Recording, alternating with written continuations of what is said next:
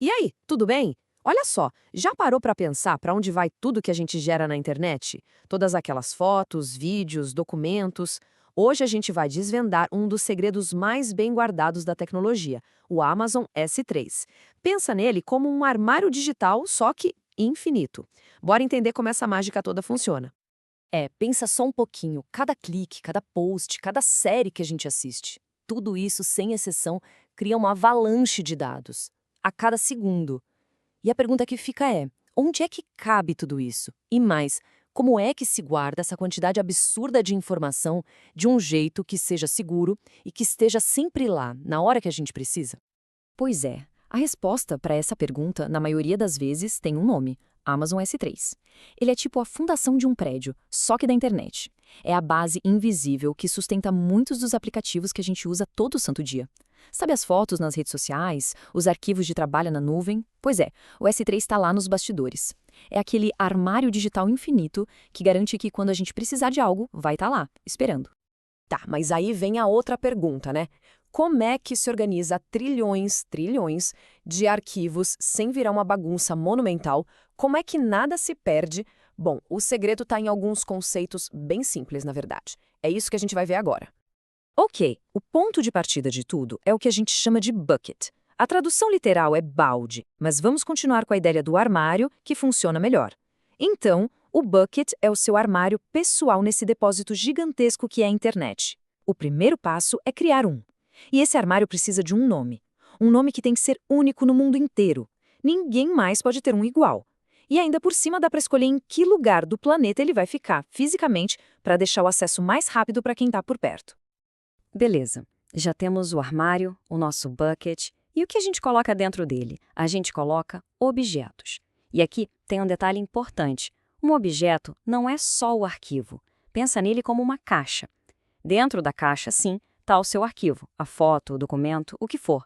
Mas na parte de fora da caixa tem umas etiquetas, umas informações. Isso são os metadados, coisas como quando a caixa foi criada, o que tem dentro dela, são os dados sobre os seus dados.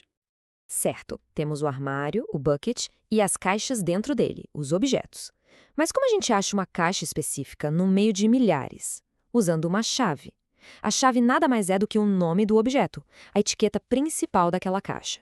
Então, se a gente junta o nome do armário, o bucket, com o nome da caixa, a chave, a gente tem um endereço único, tipo um CEP, para qualquer arquivo no S3.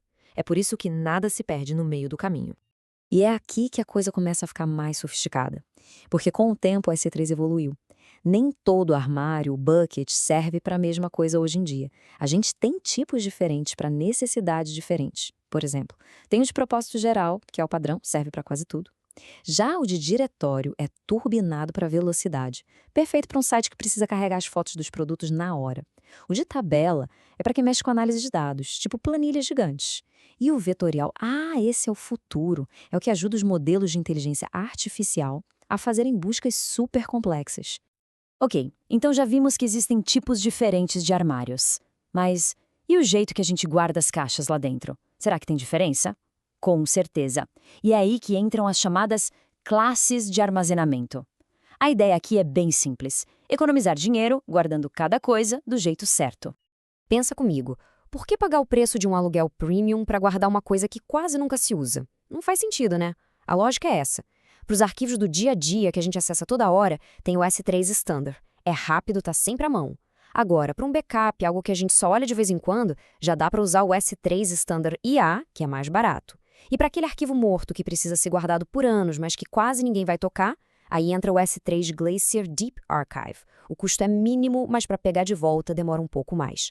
É sempre essa troca, velocidade por custo. Tá, mas e quando a gente não tem a menor ideia se um arquivo vai ser muito usado ou não? Aí tem uma carta na manga que é genial: o S3 Intelligent Tiering. Pensa nele como um gerente de estoque super esperto. Ele fica de olho no que está sendo acessado. E sozinho, sem ninguém mandar, ele vai movendo os arquivos. O que é muito usado vai para a prateleira mais cara e rápida. O que fica esquecido, ele move lá para o fundo do depósito, que é mais barato. Tudo automático para otimizar o custo.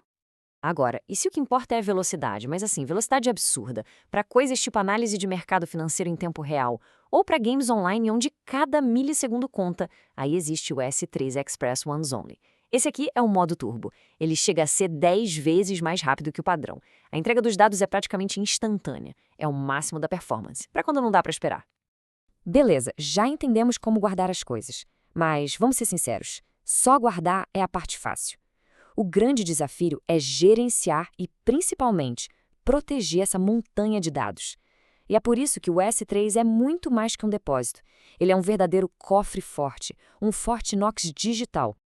E a primeira regra, a regra de ouro do S3 em matéria de segurança é: tudo, absolutamente tudo começa privado. Quando se cria um bucket, um armário, ele vem trancado de fábrica. Ninguém no mundo consegue ver o que tem ali dentro, a não ser que alguém, de propósito, vá lá e dê permissão. Isso é fundamental para evitar aqueles vazamentos de dados por um descuido. E para ajudar a gerenciar tudo isso, o S3 tem uns assistentes automáticos. O Lifecycle, por exemplo, é tipo um organizador que trabalha sozinho. Ele pega os arquivos que estão ficando velhos e ou move para um armazenamento mais barato ou simplesmente joga fora se for programado para isso. O Object Lock é uma trava de segurança extra. Uma vez ativado, ele impede que um arquivo seja apagado ou alterado, nem por acidente. E a Replication é o plano B. Ela cria uma cópia exata dos seus dados em outra parte do mundo. Se acontecer algum problema sério em um lugar, a cópia está segura em outro. Agora a gente vai entrar num ponto um pouco mais técnico, mas que é crucial para a gente confiar no sistema. Imagina a cena. Alguém está trabalhando num arquivo super importante, faz uma alteração e salva. Como se garante que, se outra pessoa abrir esse mesmo arquivo um segundo depois, vai ver a alteração e não a versão antiga? O nome disso é consistência. E a promessa do S3 aqui é muito direta. O que foi escrito é o que será lido. A partir do momento em que o sistema confirma que o arquivo foi salvo, qualquer leitura daquele arquivo de qualquer lugar do mundo vai retornar essa nova versão. Fim de papo. Sem risco de pegar um dado velho, sem confusão. Exatamente isso que a gente vê aqui. O cliente 1 salva a nova versão e pronto. Qualquer outra pessoa que for ler o arquivo em seguida já vai pegar essa versão atualizada. É o fluxo ideal, sem surpresas. Mas e se a coisa for mais complexa? E se duas pessoas tentarem salvar o mesmo arquivo quase ao mesmo tempo? Aí o S3 tem uma regra de o último que escreveu vence. Ele nunca vai deixar o arquivo ser corrompido no meio do processo. Ele espera as operações terminarem e, no final, a versão que vai ficar é a da última escrita que foi concluída. É um jeito de organizar o caos e garantir que o dado continue íntegro. Mas, no fundo, o verdadeiro superpoder do S3 não é nem o que ele faz sozinho, mas sim como ele se conecta com todo o resto do universo da nuvem. Ele é o coração do ecossistema. Pensa nele como um grande hub. Os dados que estão ali podem ser usados por computadores superpotentes para fazer cálculos complexos, podem ser analisados por ferramentas de Big Data.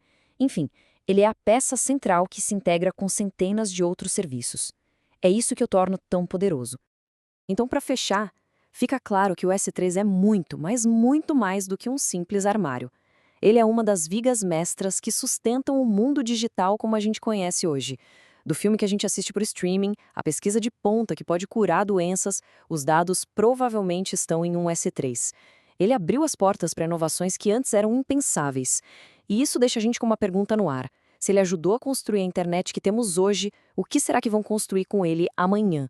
O que mais essa capacidade que parece infinita de guardar informação vai nos permitir criar?